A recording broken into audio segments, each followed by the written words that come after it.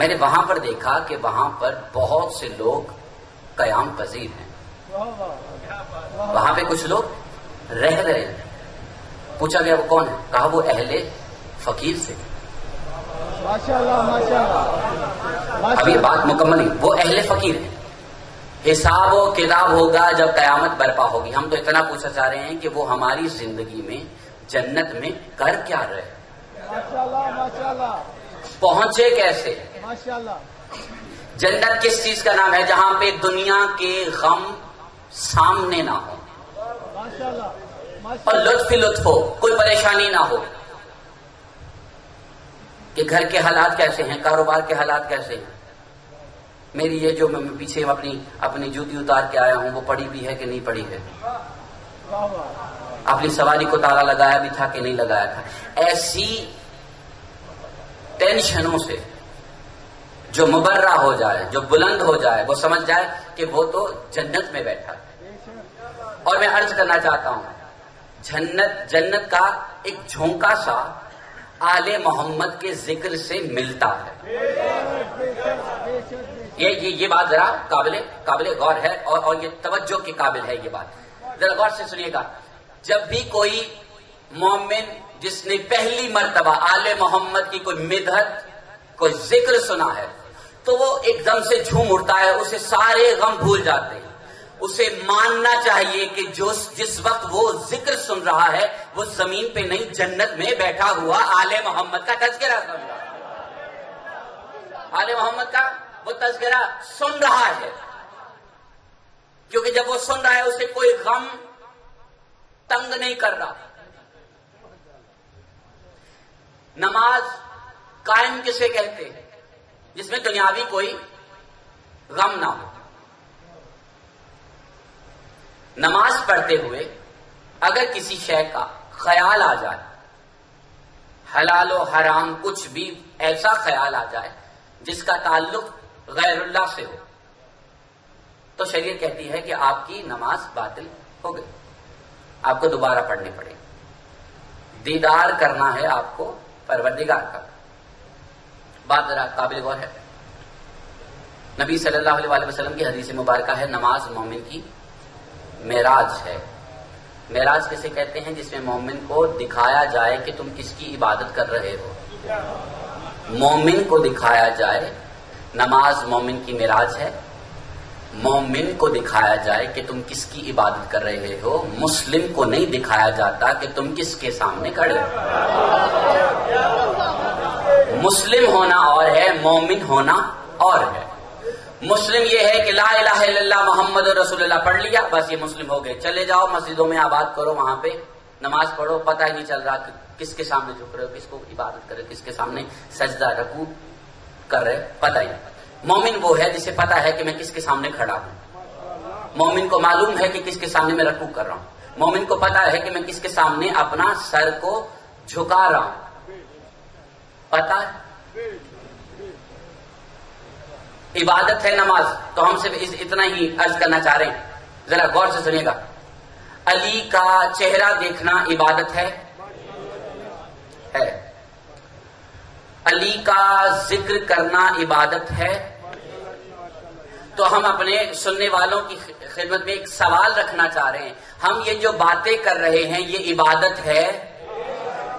اگر عبادت میں جس کی ہو رہی ہے وہ دکھائی نہ دے تو یہ مومن نہیں بیٹھے، مسلم بیٹھے ہیں۔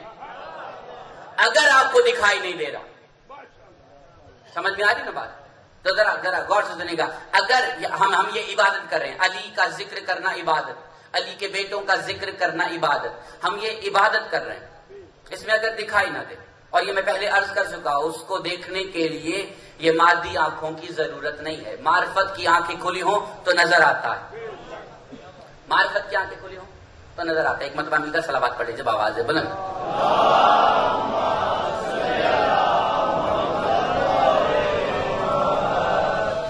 تو وہ کون لوگ تھے جنہوں نے آل محمد کی معرفت کو حاصل کیا اور جب تک زندہ رہے وہ یہی کہتے رہے کہ کچھ اور مل جائے۔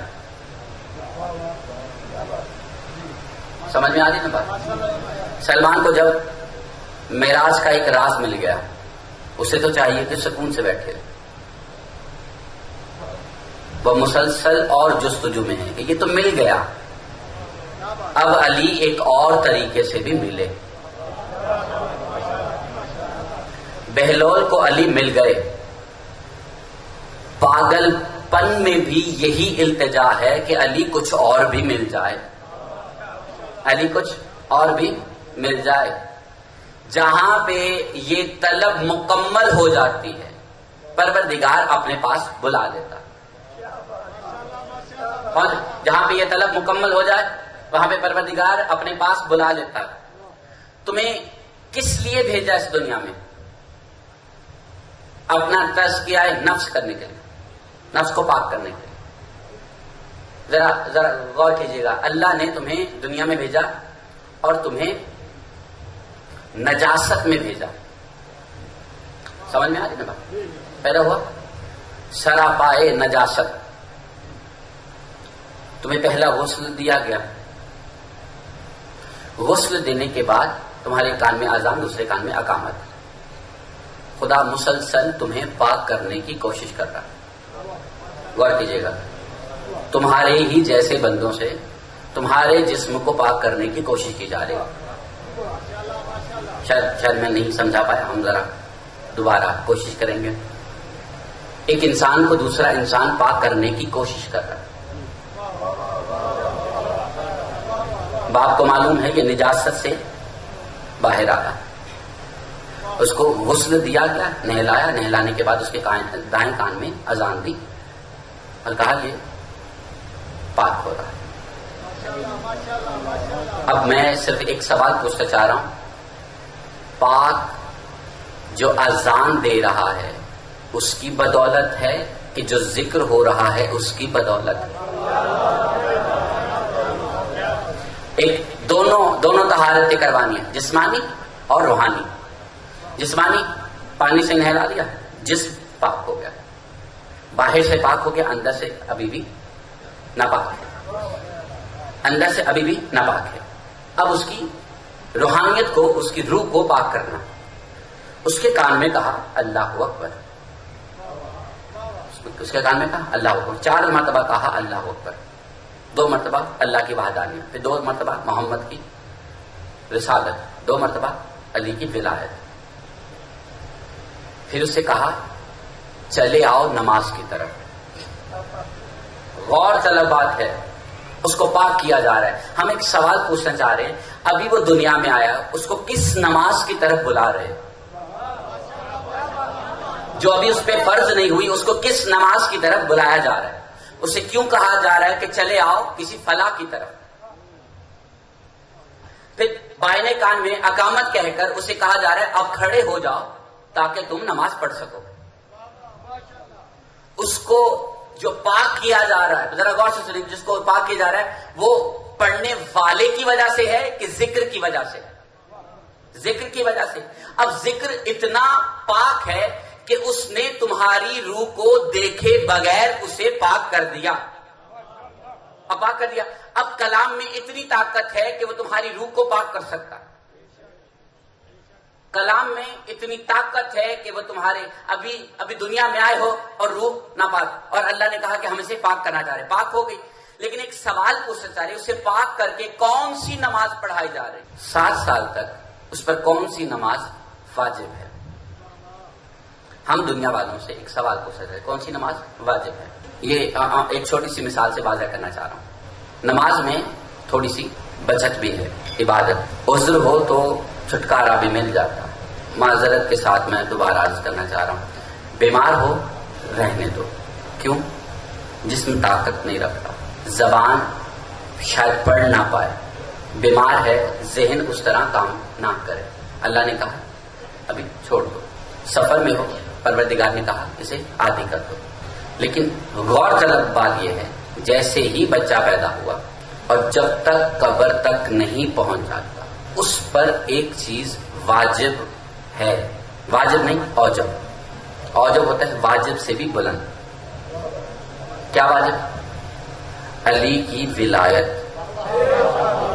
اس پر واجب ہے، جیسے ہی بولنا شروع کرے اس پہ واجب، کس نماز کی طرف اسے بلایا جا رہا ہے؟ اگر جہاں جہاں آپ کا حلقہ احباب ہے وہاں پہ جا کے آپ پوچھئے، یہ پیدا ہوتے اسے جو اذان اس کے کان میں کہی جاتی ہے، یہ کون سی نماز کی طرف اسے بلایا جا رہا ہے؟ جب جواب نہیں ملے گا تو ہم علی کی زبانی اسے بتا دیں گے کہ علی نے خطبے میں یہی کہا تھا کہ میں ہی مومنوں کی نماز ہوں، میں ہی مومنوں کی نماز ہوں، میں مومنوں کی نماز ہوں، اور یہ پہلے دن سے واجب ہے۔ علی کا ذکر عبادت ہے، یہ واجب ہے، کوئی عذر نہیں چلتا۔ مسجد میں جا رہے ہو، آپ کے کپڑے تھوڑے سے گندے ہیں، ناپاک ہیں، تو عذر ہے میں نہیں آ سکتا، کیونکہ کپڑوں پہ کوئی داغ ہے، کوئی خون کا چھینٹا ہے، کوئی نجاست ہے، عذر ہے۔ علی کی ولایت پر کوئی بھی عذر مانا نہیں جاتا، کیونکہ علی کی ولایت کا تعلق تمہارے جسم سے نہیں، تمہاری روح کے ساتھ ہے، تمہارے جسم کے ساتھ نہیں، تمہاری روح کے ساتھ۔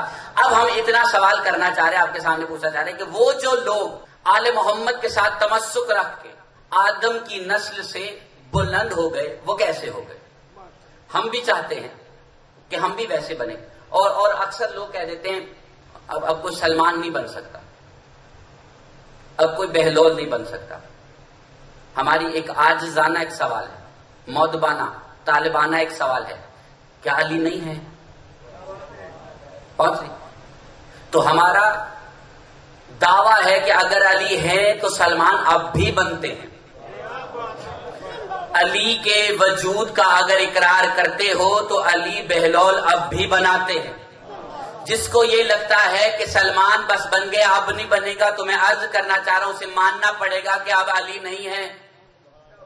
اگر مان رہے ہو کہ علی ہیں تو یہ بھی ماننا پڑے گا وہ سلمان بناتے آئے ہیں، بناتے رہیں گے، اور جب تک قیامت برپا نہیں ہوگا وہ سلمان بناتے رہیں گے۔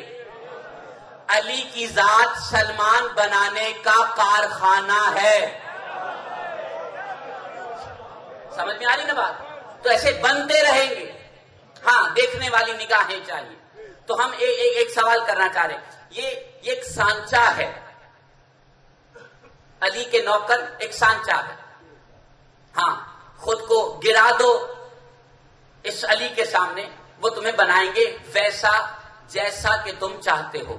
اب ہم زمانے والوں سے ایک سوال پوچھنا چاہ رہے ہیں نا، کلندر ایک ہے تو فوراً جواب ملے گا ہاں کلندر ایک ہے، لیکن کچھ لوگ ہیں جو کہیں گے کہ 2.5 کلندر ہے، اس لیے علی نے اسے کلندر بنایا۔ سلمان بننے ہی سلمان آیا تھا، سلمان کلندر بننے نہیں سلمان بننے آیا تھا، اور کلندر سلمان بننے نہیں کلندر بننے آیا تھا۔ جس نے جو چاہا اسے بنا دیا۔ اب یہ قیامت تک کے لیے یہ اصول ہے، جو بھی بننا چاہو بن جاؤ گے، لیکن سب سے پہلے اپنا ظرف دیکھو، تمہارا ظرف کتنا ہے۔ اگر ظرف چھوٹا ہے اور کلندر بننا چاہتے ہو تو پھر بو ہی آئے گی۔ سمجھ میں آ رہی بات ہے نہیں؟ سب سے پہلے اپنے ظرف کو تھوڑا سا بلند کرو، اپنے کاسے کو تھوڑا سا پھیلاؤ۔ تو ہم عرض کرنا چاہتے ہیں جو بھی شخص جو بننے آیا، کچھ بھی بننے آیا، اسے چاہیے کہ پہلے وہ اپنے گریبان میں دیکھے کہ وہ اس کے پاس کاسا کتنا بڑا۔ کاسا سمجھ لو، فقیروں کے پاس بیٹھنے والے لوگ ہو، آپ کو تو کاسے سے آپ کی واقفیت ہونی چاہیے نا، ہے نا واقفیت۔ اب کاسے پہ چھوٹی سی بات آپ کے سامنے بات ہو رہی ہے تو عرض کرنا چاہ رہے ہیں۔ کاسا دیکھا ہے، ایک عجیب سا ایک برتن ہے نا،